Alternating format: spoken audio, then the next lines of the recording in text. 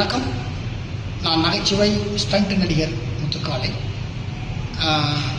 கீழ்ப்பாக்கம் கேஎம்சியில் எனது மனைவி பெயர் மாலதி, வயது 47. தலையில் ஏற்பட்ட ஒரு இரத்த கசிவுனால் ஒரு ஆப்ரேஷனுக்காக சேர்த்தேன். ஆப்ரேஷன் முடிஞ்சு கிட்டத்தட்ட ஒரு 17 நாள் ஆச்சு.